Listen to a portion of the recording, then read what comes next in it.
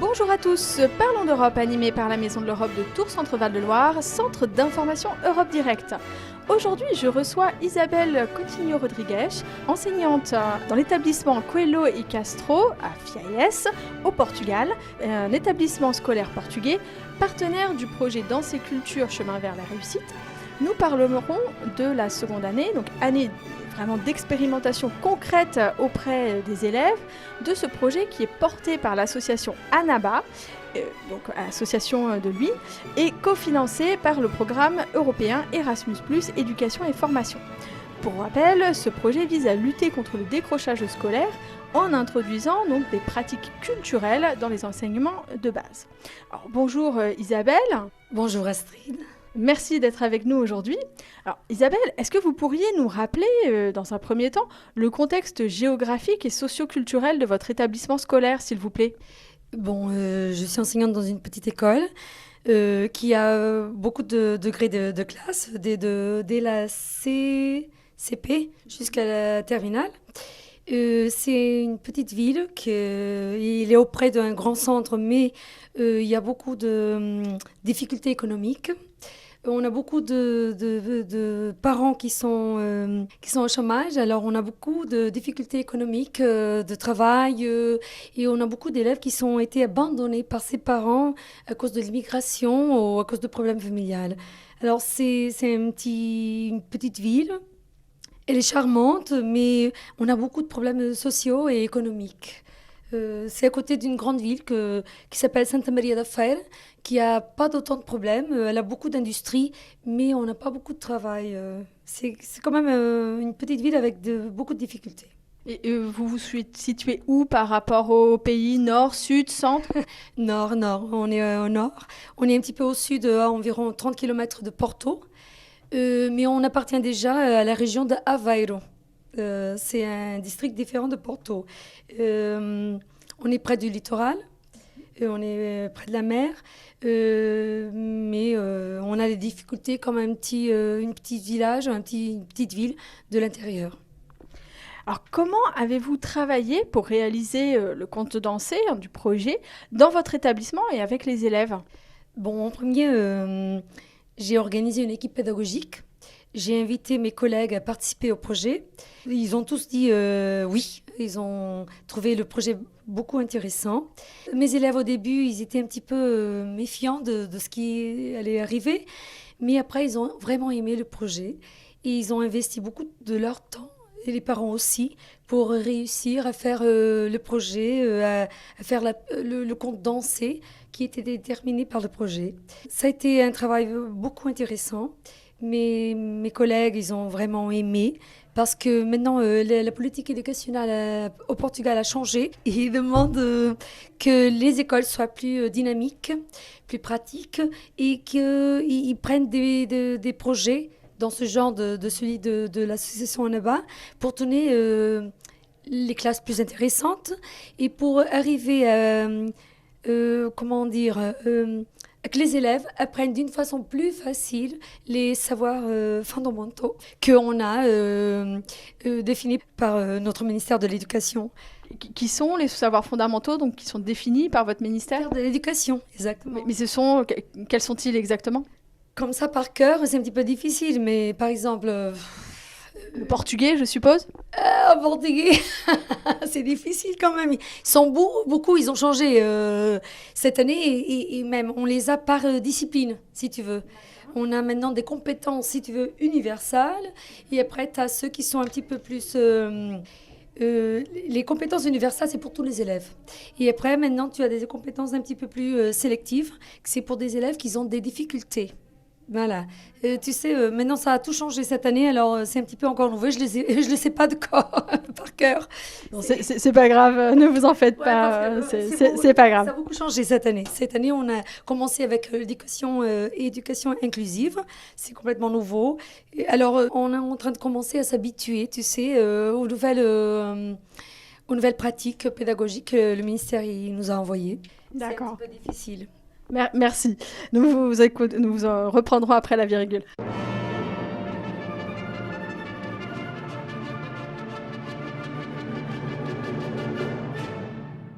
Le matin sur RCF, prenez le temps de le dire. De 9h à 10h, Antoine Bélier aborde chaque jour un sujet qui fait l'actualité. Avec ses invités, il en approfondit le sens et attend vos réactions et témoignages en direct. Le temps de le dire, votre émission interactive de la matinée, du lundi au vendredi, de 9h à 10h.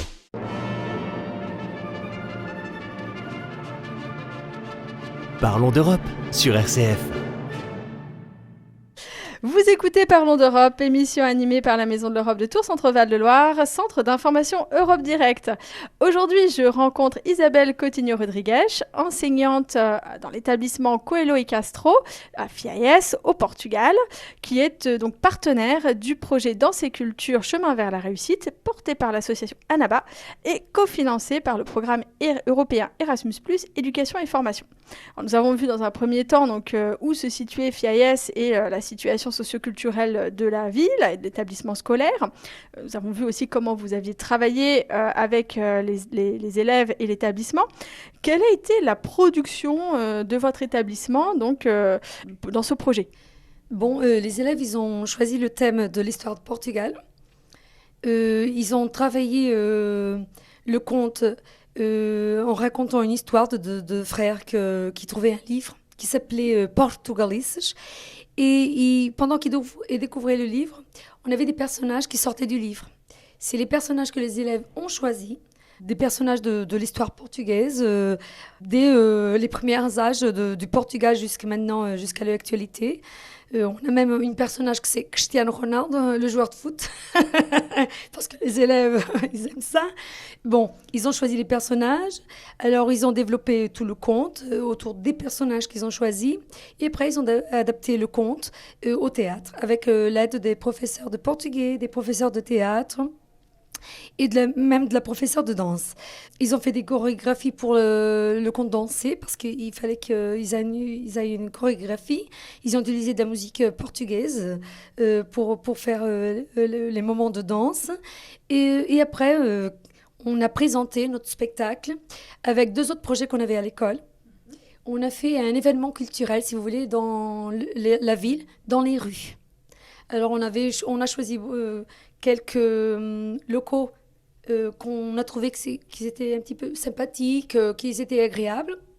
Et on a fait quelques performances par tout le trajet qu'on a choisi. Et on a fini avec le projet Erasmus+, avec Portugalices, où les élèves, ils ont présenté leur conte dansé. Ils ont fait un livre géant. Ils étaient tous cachés derrière le livre. Et on avait un élève qui était le narrateur, qui racontait l'histoire et les personnages y sortaient. Ça a été auprès de l'église de la ville. On a eu beaucoup de personnes qui sont allées voir le spectacle. Ils ont vraiment applaudi, ils ont aimé. C'était la première fois que dans la petite ville, on a fait ce genre de travail dans les rues.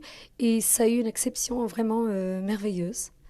Justement, donc, quel a été l'impact? Alors peut-être au niveau des élèves dans un premier temps, les professeurs aussi, l'établissement, vous avez parlé aussi de la communauté locale qui est venue voir le spectacle, les familles aussi, quel a été l'impact? Ça a été super bien parce que les élèves, ils ont vraiment aimé. Au début, j'avais quelques élèves, celui qui avait plus de difficultés, qui disaient que je ne vais pas y aller, je ne vais pas parler devant tout le monde. Et on a dit, essaye, personne ne te voit, c'est pendant le soir. Si tu te trompes, personne ne sait le texte, tu vas voir, tout va bien marcher. Et ça a vraiment bien marché. Et à la fin du spectacle, les élèves, ils étaient vraiment, vraiment heureux. Les parents aussi, ils étaient fiers de ces enfants. Et aussi les professeurs, on était vraiment fiers d'eux. Ça a été vraiment positif pour les enfants, pour les enseignants, pour les familles. Parce que les familles, ils ont trouvé que ça a aidé les enfants à aimer aller à l'école. Parce que maintenant, des fois, on a un petit peu de résistance pour part des élèves qui ne veulent pas aller à l'école parce que ça les embête, parce qu'ils préfèrent rester à la maison, à voir de la télé ou à jouer des jeux, la PlayStation, des choses comme ça. Et non, j'ai eu des élèves que pendant les vacances de Pâques, qui sont venus à l'école pour m'aider à finir les décors, tout ça, ils sont venus, ils n'ont pas eu de problème à laisser les PlayStation, les films et tout ça pour être à l'école, pour finir les décors pour le spectacle. Alors les parents, ils sont vraiment heureux parce que les élèves, ils ont tous voulu continuer au projet, ils ont tous demandé pour continuer sur le projet. Et les parents aussi. Ils voulaient que les élèves y continuent parce que ça lui donne un petit peu plus d'expérience et de maturité et d'indépendance parce qu'ils ont fallu qu'ils se débrouillent un petit peu à faire les choses. Et vraiment, ils ont montré qu'ils étaient capables de faire tout seuls ce qu'on lui demandait. Vous avez parlé que les élèves souhaitent continuer le projet, mais est-ce que d'autres écoles peut-être seraient intéressées au Portugal ou est-ce que vous pensez exporter ce projet auprès d'autres établissements de la région ou de la ville voisine? L'année prochaine, c'est la 3e année du projet. On va faire exactement ça. On va essayer d'emmener le projet vers d'autres écoles par les élèves.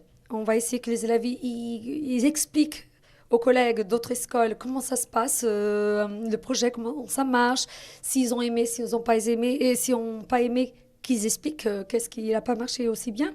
Mais l'objectif, c'est vraiment de faire que le projet soit un petit peu divulgué en premier par notre région, et après, qui ça, vers le pays entier, on ne sait jamais.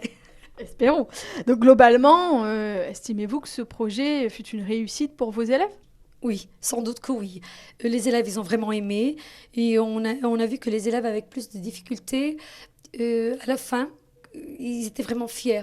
Ils étaient heureux et ils disaient que si l'année dernière, l'école n'avait pas bien marché pour eux, que cette année, ils ont senti que les collègues ils ont été vraiment des bons collègues. Ils ont aidé quand ils ont eu des difficultés et ils se sentaient heureux d'avoir fait quelque chose de différent mais tout seul, pas avec de l'aide tout le temps des professeurs, parce qu'il y avait des moments qu'ils faisaient les choses tout seuls, évidemment. Alors, ils étaient vraiment fiers de soi, et je crois qu'à leur âge, que mes élèves, ils avaient environ 13 ans, 12, 13 ans, 14, quelques-uns, que c'était important pour eux de faire quelque chose par eux, tout seuls, et qu'ils ont réussi. Alors, ils étaient fiers de soi, et c'est très important. Merci beaucoup Isabelle d'avoir partagé cette réalisation et votre expérience donc, dans le cadre du projet Danse et Culture Chemin vers la réussite, projet cofinancé par le programme européen Erasmus+, Éducation et Formation. C'était Parlons d'Europe, émission proposée par la Maison de l'Europe de Tours, Centre Val de Loire, Centre d'information Europe Direct. Merci et à bientôt.